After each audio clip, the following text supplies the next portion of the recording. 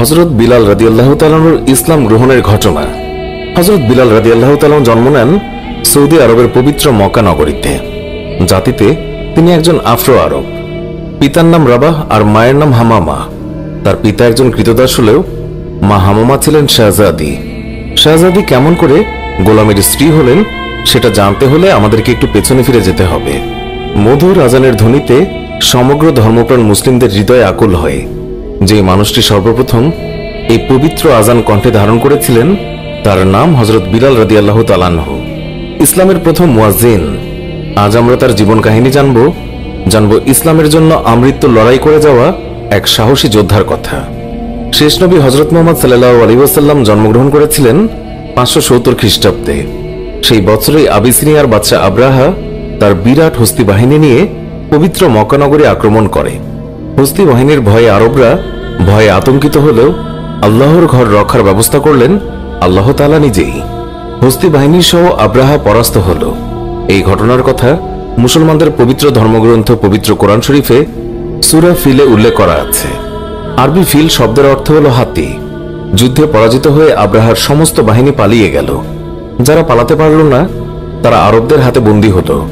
এই বন্দীদেরই একজন ছিলেন বিলাল রাদিয়াল্লাহু তাআলা আনহুর মা হামামা। হামামা ছিলেন স্বয়ং বাদশাহ আব্রাহার ভাতিজি, কিন্তু ভাগ্যের ফেরে হলেন দাসী। সম্ভ্রান্ত কুরাইশ বংশের এক ব্যক্তি খালফের ঘরে তার স্থান হল বাদী হিসাবে। সেখানে আবিসিনিয়ার আরেক দাস রাবাহ কাজ করত।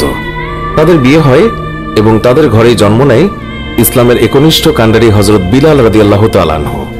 হযরত বিলাল রাদিয়াল্লাহু তাআলা আনহুর চেহারা মুবারকের যেই বর্ণনা পাওয়া যায়, একজন আফ্রো আরব হিসেবে তার গায়ের রং ছিল কালো, দেহের গঠন ছিল লম্বা, মাথায় ঘন কালো চুলে তিনি লাল খিজাব ব্যবহার করতেন।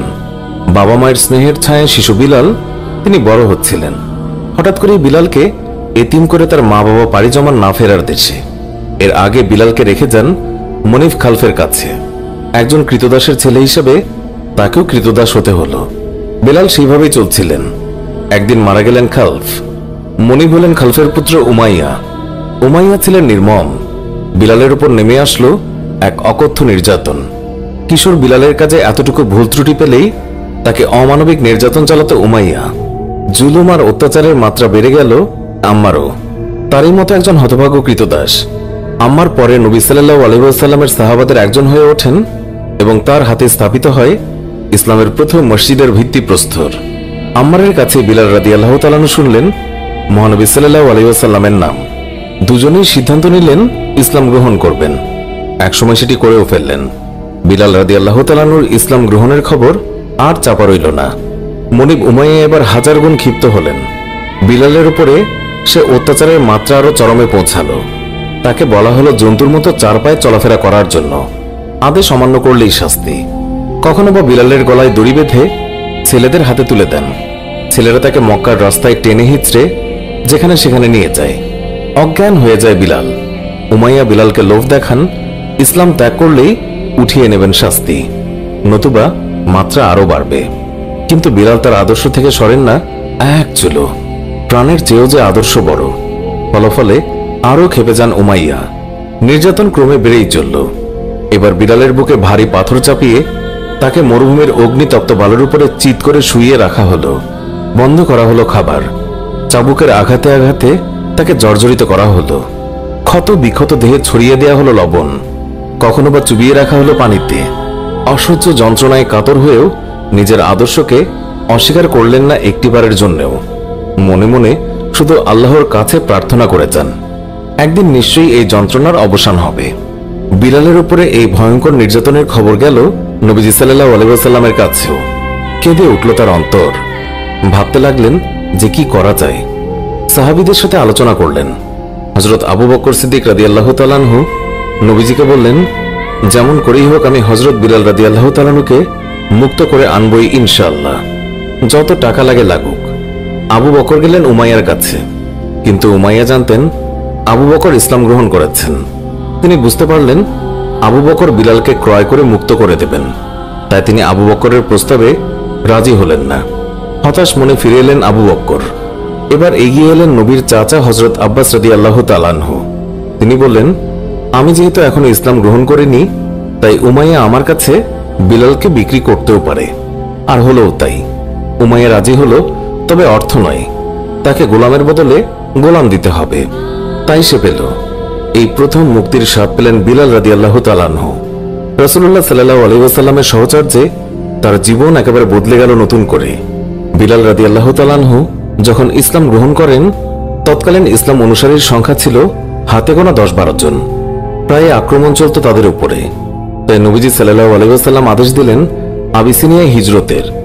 সবাই বিলালকে অনুরোধ করল তাদের সাথে যাওয়ার জন্য, কিন্তু প্রাণের নবীকে ছেড়ে বিলাল কোথাও গেলেন না। এর কিছুদিন পর নবীর আদেশে বাধ্য হয়ে মদিনায় হিজরত করলেন। কিছুদিন পরের কথা, নবীজি সাল্লাল্লাহু আলাইহি ওয়াসাল্লাম মদিনা সফরে গেলেন। নামাজ পড়ার জন্য মসজিদ তৈরি হলো, কিন্তু সমস্যা দেখা দিল লোকজনকে একত্রিত করা নিয়ে। কি করা যায় তাই নিয়ে ভাবতে লাগলেন সবাই।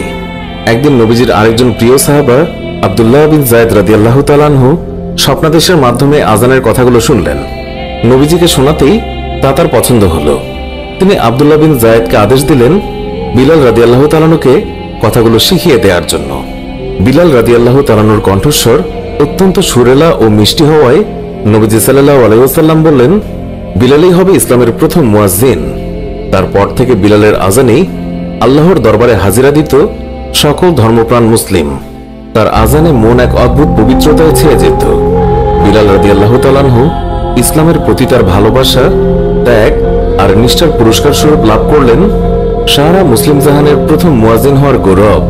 তিনি নবী করিম সাল্লাল্লাহু আলাইহি ওয়াসাল্লামের প্রায় সমস্ত সাহাবাদের প্রিয়ভাজন ছিলেন। নবীজিকে তিনি প্রাণের চেয়েও বেশি ভালোবেসেছেন। একসময় অসুস্থ হয়ে নবীজি সাল্লাল্লাহু আলাইহি ওয়াসাল্লাম ইন্তেকাল করলেন। শোকে বিহবল বিলাল রাদিয়াল্লাহু তাআলা আনহু মদিনা ছেড়ে চলে যেতে চাইলেন, কিন্তু খলিফা আবু বকর রাদিয়াল্লাহু তাআলা আনহুর অনুরোধে মদিনায় থেকে গেলেও রাসূলুল্লাহ সাল্লাল্লাহু আলাইহি ওয়াসাল্লামের মৃত্যুর পর যত দিন বেঁচে ছিলেন তার মুখে কোনো হাসি ছিল না। বন্ধ করে দিলেন আজান দেয়া। সিরিয়ার যুদ্ধের সময় সেখানে পাড়ি জমালেন। বীরত্বের সাথে অংশ নিয়েছিলেন জিহাদে। ভাগ্যের এমনই লীলা খেলা যে উমাইয়ার হাতে বিলালকে দিনের পর দিন অকথ্য অত্যাচার সহ্য করতে হয়েছে। সেই উমাইয়ার মৃত্যু হলো বিলাল রাদিয়াল্লাহু তাআলা আনহুর হাতেই। লোকে তার সুমধুর কণ্ঠের আজান শুনতে চাইত, কিন্তু তিনি রাজি হতেন না। শেষমেশ খলিফার অনুরোধ রাখতে গিয়ে রাজি হলেন ঠিকই, কিন্তু সম্পূর্ণ আজান শেষ করার সাথেই তিনি বেহুশ হয়ে গেলেন। তারপর তার আজান দেয়া একেবারে বন্ধ হয়ে গেল। যেখানে তার প্রাণের নবীজি নেই সেখানে তিনি কেমন করে আজান দেবেন?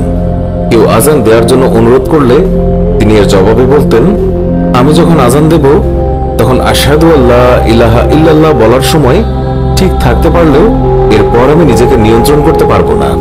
আশহাদু আন্না মুহাম্মাদুর রাসূলুল্লাহ বলার সময় মসজিদের মিম্বরের দিকে তাকালে মহানবী সাল্লাল্লাহু আলাইহি ওয়াসাল্লামকে দেখব না, তখন সহ্য করা আমার পক্ষে সম্ভব নয়।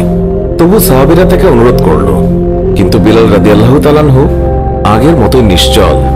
এবার সাহাবীরা অন্য এক উপায় বের করল। নবীজির দুই দৌহিত্র হযরত হাসান রাদিয়াল্লাহু তাআলা আনহু এবং হযরত হুসাইন রাদিয়াল্লাহু তাআলা আনহুকে ধরলেন বিলালকে আজান দিতে অনুরোধ করার জন্য। আর তাদের এই অনুরোধ বিলাল ফেলতে পারলেন না। এই ছিল তার শেষ আজান। আর সেই আজান তিনি শেষ করতেই পারেননি। আজানের মাঝে তিনি অজ্ঞান হয়েছেন। এরপর মদিনা ছেড়ে তিনি চলে গেলেন সিরিয়ায়। রাসূলুল্লাহ সাল্লাল্লাহু আলাইহি ওয়াসাল্লামকে ছাড়া তার জীবন অসহনীয় হয়ে উঠেছিল। একসময় চিরবিদায়ের ডাক এলো। দামেস্কের ফাওলান নামক স্থানে 641 খ্রিস্টাব্দে মৃত্যুবরণ করলেন ইসলামের প্রথম মুয়াজ্জিন হযরত বিলাল রাদিয়াল্লাহু তাআলা আনহু। তাকে দাফন করা হলো ফাওলানের বাবুর সেগির গোরস্থানে। আল্লাহর রাস্তা আর নিজের আদর্শের জন্য আমরণ লড়াই করে যাওয়া সেই অকুতোভয় বীর সৈনিক আজও সেখানে চিরনিদ্রায় শায়িত আছেন। যতদিন এই আজানের ধ্বনি বাজবে ততদিন তিনিও বেঁচে থাকবেন মানুষের অন্তরে।